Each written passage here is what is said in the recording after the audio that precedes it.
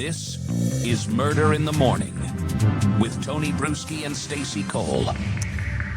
Aaron Goodwin and Victoria Goodwin, his estranged, is she officially ex, or just I don't know the answer to this, because this was just a story just a few weeks ago that we did not get a chance to really look into extremely hard. We touched on it a bit, but the world was exploding with Karen Reed. Today, we're going to take a look at the very dramatic courtroom moments where he is able to give his victim impact statement, and she also gives an apology of some sort. And keep in mind, what happened here is she ordered a hit on her husband. Aaron Goodwin is a guy from Ghost Adventures. And now, this wasn't ghost related. It was just that he's the host of Ghost Adventures. One of them, or he's on it. And he's, his wife was cheating and talked to someone and started looking into putting a hit on him. And it went pretty far, and she got caught. So imagine when that. Are people going to learn this doesn't work? I can't imagine this. I can't fathom this.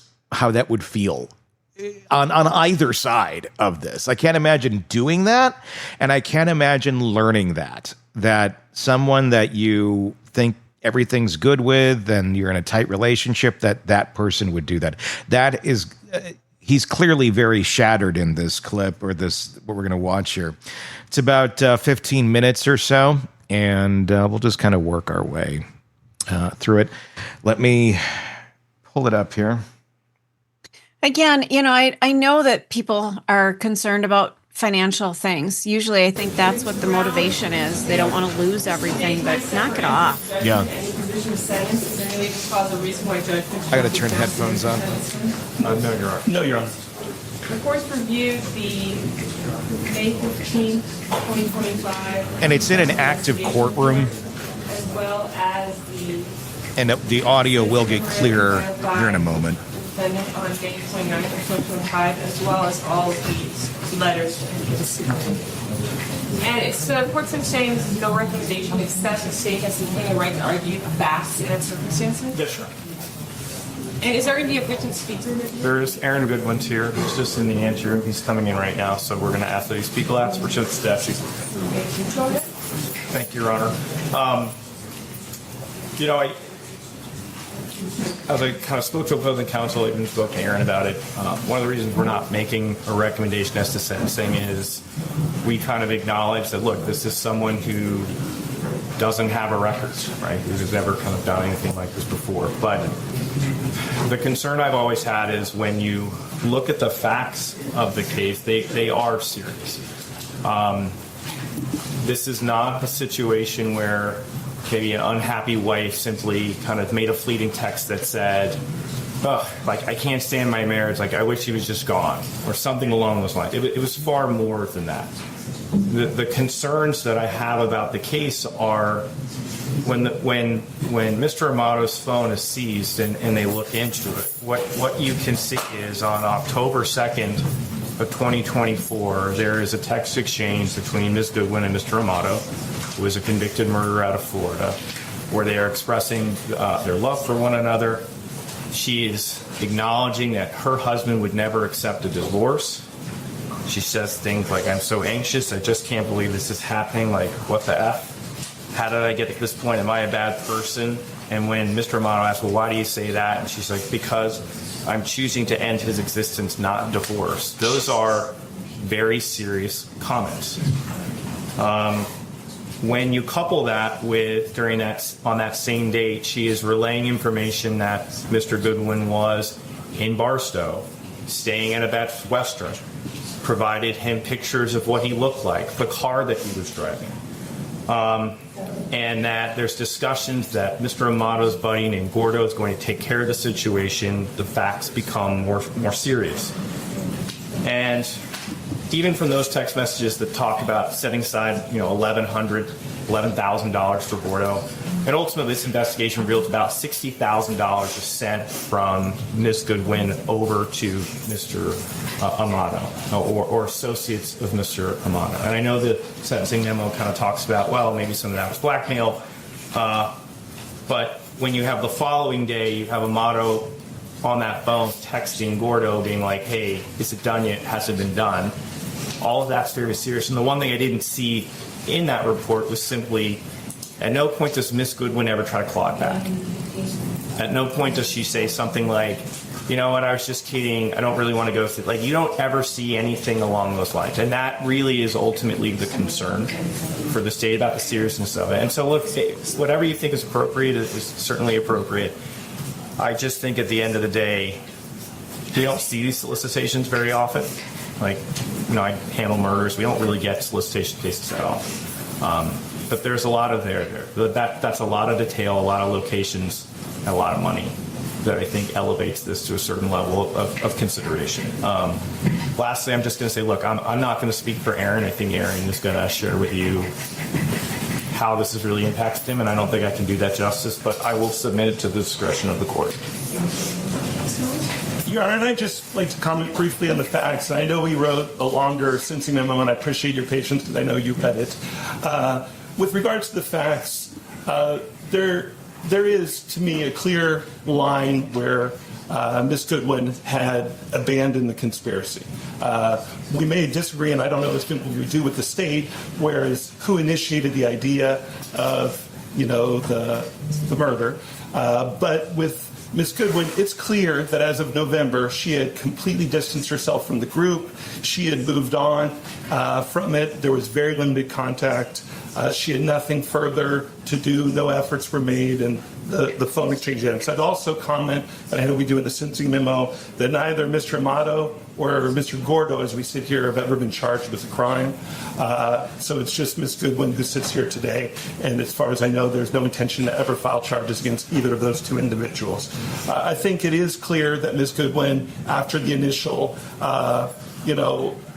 payment, was being extorted, that she was threatened. There was a call to the police that was outlined in the sentencing memo, and that was the reason for the additional payments. It wasn't a continued, I want to keep paying more and more. We really got to make this happen. There was the initial payment, and after that, the circumstances had substantially changed. But as the state mentioned, and you look today, Ms. Goodwin is a person who prior to this had never been in any kind of trouble of any kind. She did what you would expect someone to do when they are arrested for something. She took full responsibility. I think we're 92 days from the day she was arrested to the day we're before Your Honor, which on a case like that, I would submit is very fast, and that's because Ms. Goodwin said, I don't want to make this any tougher for Mr. Goodwin. I want to take responsibility. I know what I did was wrong. Again, as we sit here, you can see the back row. That's Ms. Goodwin's family, some friends as well. She's got tremendous family support. They love her. They would have gladly, this was not an unreasonable bail that could never be posted. She recognized that there should be some punishment element to this as well. So she sat in custody for 92 days when the family would have gladly posted the bond to get her out of custody, but she wanted to come before the court and let everyone here know that she understands there are consequences for her action. We would submit that she's an excellent candidate for probation. Many of those reasons are outlined in the sentencing memo. She's not going to reoffend. She's never been in trouble before. She's going to move. She has no need to have further contact with Mr. Goodwin. They don't have children in common. She's going to move. If she is given the opportunity at probation, she would immediately try to transfer out of state, live with her family, continue with her education. We talked in the sentencing memo about her physical health. She has very serious health issues. She's not going to be able to get the proper treatment while she is in custody. It's very painful. She lives her whole life in pain. She has one of the most painful illnesses you can have. If Your Honor felt that she did need a little bit more, we don't think 92 days has gotten her attention. She's never going to be in front of Your Honor for any kind of violation. She's never going to have any further problems. We, of course, would understand there would be stringent conditions. She has no contact with Mr. Goodman, and she has no need to ever have contact with them. We would just ask the court to give her one opportunity at probation for someone who's lived the life that she's lived, has one terrible mistake, but that's the only mistake she's made, and that she immediately tried to take full responsibility for it. Before she was arrested, she had clearly abandoned any efforts to be part of that conspiracy, and we think she's worthy of probation. And I'd like to have her say a few words as well. Excuse me?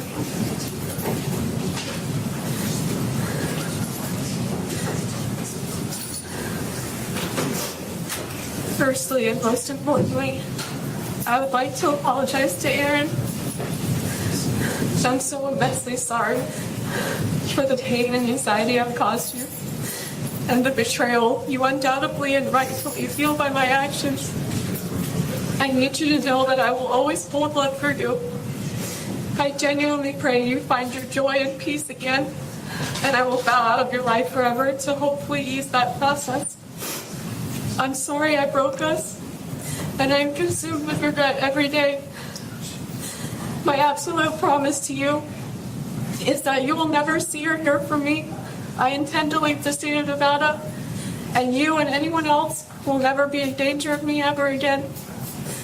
Secondly, I'd like to apologize to my parents. My actions are not a reflection of how you raised me with unwavering love and support, and I know I'm better than this. Next, I'd like to apologize to the court. I recognize and understand my stupidity, the terrible nature of my crime against Aaron, my regrettable choices, and monumental lapse in judgment. This is my rock bottom, and I'll never forgive myself. Prior to my arrest, I was taking steps toward mending my marriage and correcting my mistakes that led me here. Now, having spent 92 days in jail, I've had plenty of time to reflect on my foolishness, and I'm that much more committed to never getting in trouble again and doing better in every aspect of my life, especially with my mental health. I am truly ashamed, embarrassed, and disappointed with myself, and am deeply and sincerely remorseful for my actions. This is not a reflection of who I am, nor the person I want to be. You want to get to him? Yes, state call Aaron Goodwin.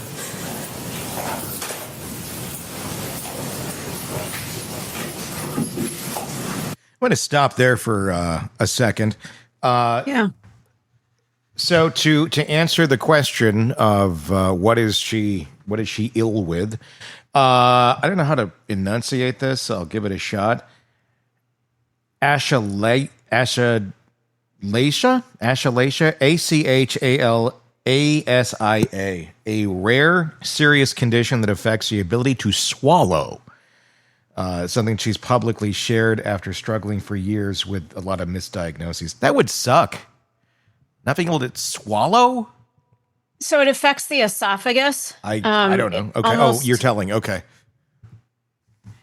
It's your esophagus doesn't work correctly. So you end up, and you're typically misdiagnosed for many years. Like they think you've got acid reflux, you've got GERD, that kind of thing. But it can cause a lot of pain because sometimes you regurgitate your food, it goes down the wrong way. Your esophagus, we take it for granted. When it doesn't work, you are fucked. I didn't know it did much. I just knew it's there.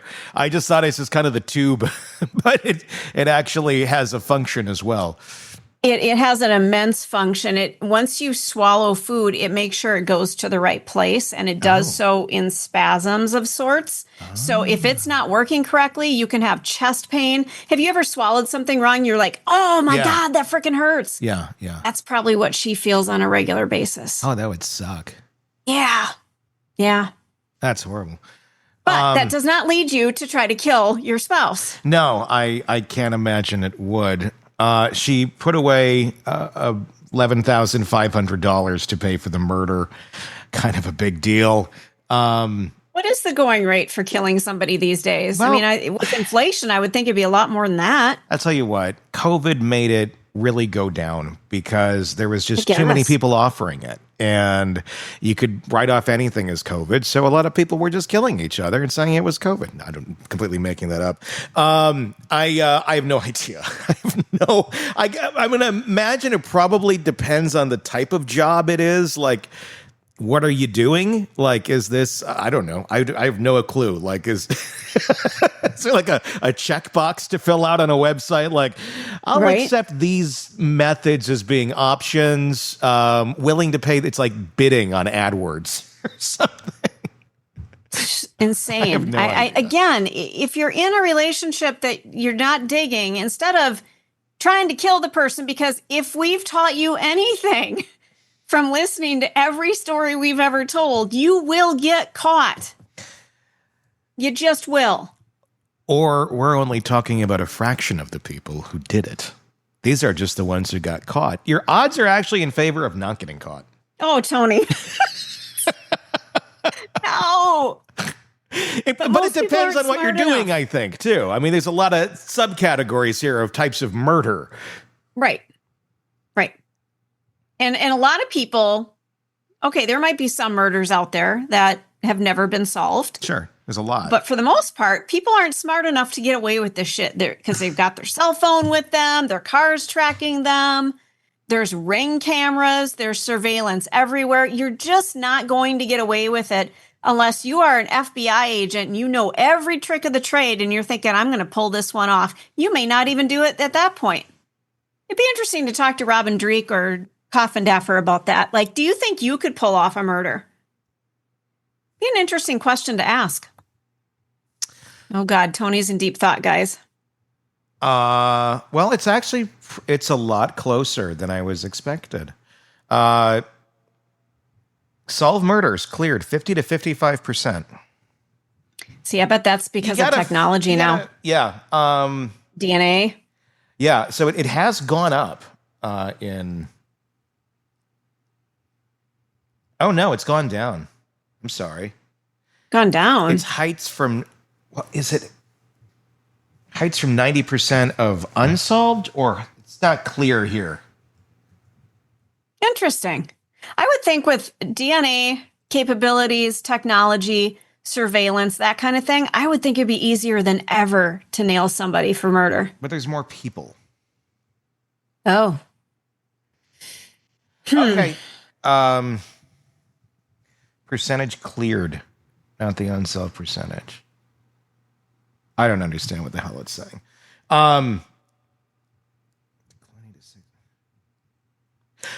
Okay. I'm going to ask this. Okay. Damn GPT. So 90% is unsolved or solved?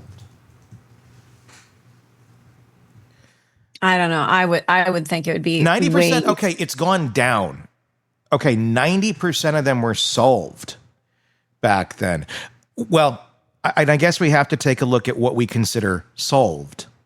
Did they just railroad somebody into the courthouse and then there's not a whole lot of real solid evidence to prove otherwise, and everything is circumstantial, and it's just, you'd have a lot more rulings, I'm sure, that were incorrect due to, the lack of the technology and lack of evidence. So in the 60s, 90%. Then we got, by 2020, 54% is now of what's solved. So it's gone down. Interesting. But there's more people. I'm going to guess probably more crime. And, more ways. Yeah, interesting. As there are more ways to be caught, there's more ways to not. And if we look at the resources that we have at a lot of these departments, especially if you're talking like a big city where you got like shootings and people dying every day that are murders, like Chicago or something, there's only so many people that can research these and really investigate. And there's, a lot of areas where they don't have the resources to do it. And the murders just go unsolved because who's going to solve them? Yeah. And, not saying that's right by any means, but that's just, it's the reality of it. So I think you have that weighing on it too. That would be my guess. I don't know. Let's listen to Aaron Goodwin now give his statement. Hey, Madam Clerk will swear you in.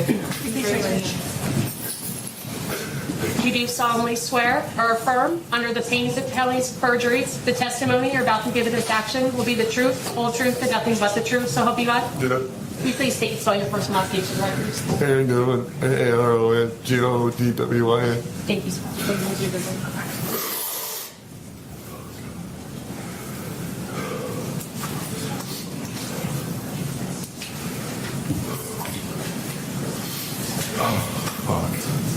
Sorry. Your Honor, for 7 years I thought I was in the most loving relationship and marriage with my best friend. Someone who I trusted whole heart and laughed with every day. Someone who made me feel like I was her one and only. I was loyal to her and did whatever I could to make her happy. I thought we were something very special, and so did everyone else. After finding out she was cheating on me in September of last year with multiple men, including the man going by the name Vincent, who turned out to be Grand Amato, I gave her the option of divorce where we could try to work it out, because I loved her so much.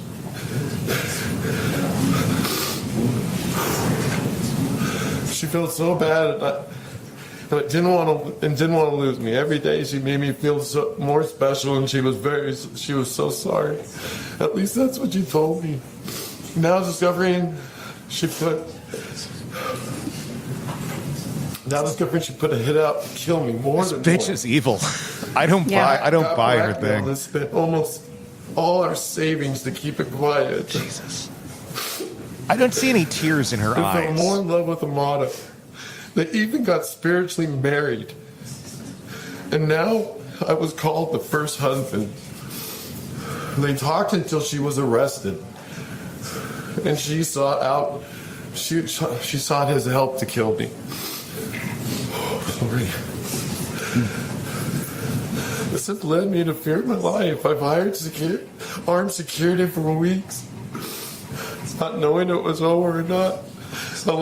Always looking over my shoulder and having to go through therapies, and even trying to understand any of it. There is no tears coming out of her eyes. She's No. shaking. She's Like trembling. heartbreak no one should go through in life. I can't trust anything anymore.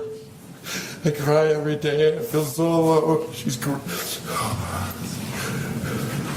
She grew me into a person I never was. I will always wonder why. But worst of all, she lied to me every day.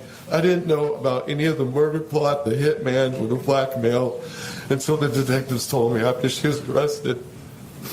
Now behind bars, she's trying to manipulate through lawyers and trying to silence me and not come here today.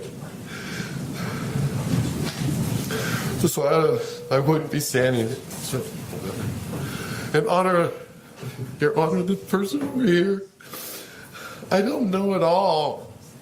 Not one bit. The fact that this person did all this to me with no worry, no care, or love in her heart for me. I will never feel safe or be the same because of what she did. Especially when she gets out one day.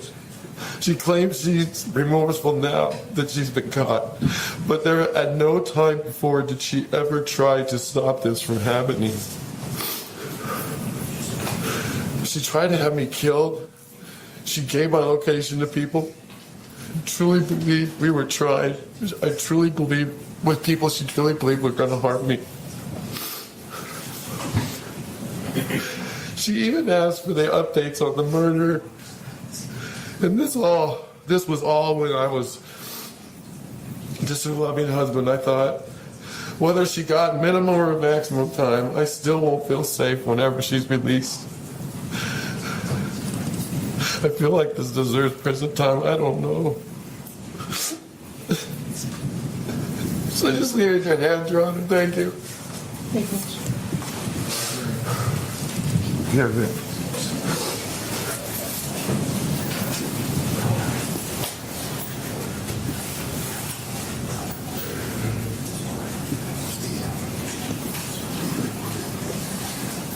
By virtue of your plea of guilty on April 22nd of 2025 in accordance with the laws of the state of Nevada, you hereby are judged guilty of the offense conspiracy to commit murder, category Bravo felony. In addition to the $25 administrative assessment fee, $150 DNA testing fee to include testing for genetic markers, and $3 administrative assessment fee, the court does now sentence you to a minimum term of 36 months and a maximum term of 90 months in the Nevada Department of Corrections. What is the correct term, sir? 92 days, Your Honor. 92 days correct term, sir. Thank you. And also name and counsel. I'll name and counsel. Have a great day. Tell you what, she needs to stay locked up. Because this is someone who, even though she's, there's not a tear coming down her face. I tell you what, she gets free. Look out, anybody that gets in her path, because this is not something that's going to change. She's going to go find other victims and probably not even realize that's what she's doing. It's another one. According to Dr. ChatGPT, obviously we can't diagnose anyone. I did ask it. I said, what kind of personality disorder might Victoria Goodwin have if we were to speculate?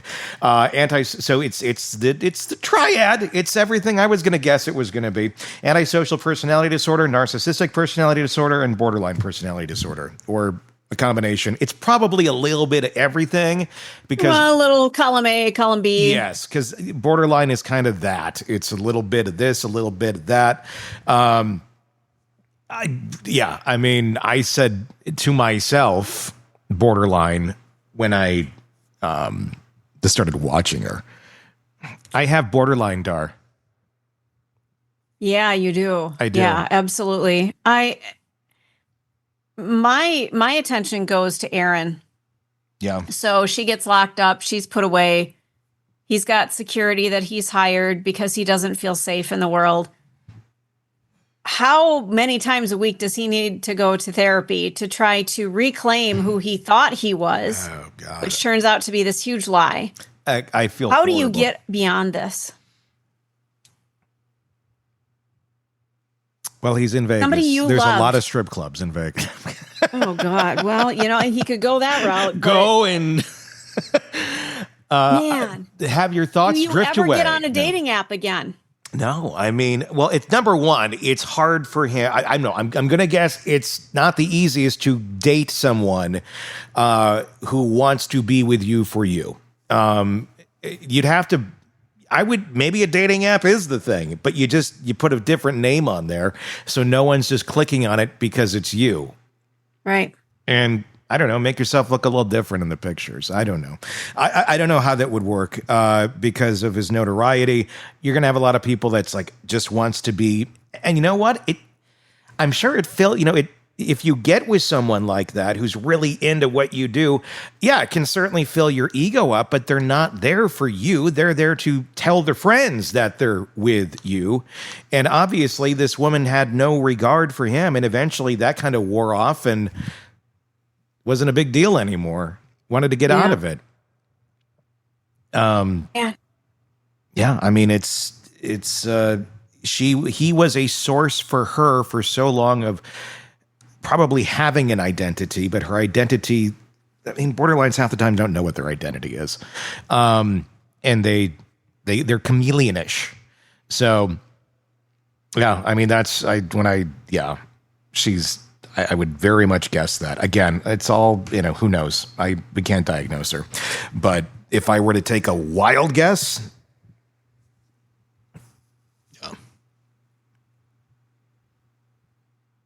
scary folks. Yeah. Yeah. Even people you trust, at the end of the day, can you trust them?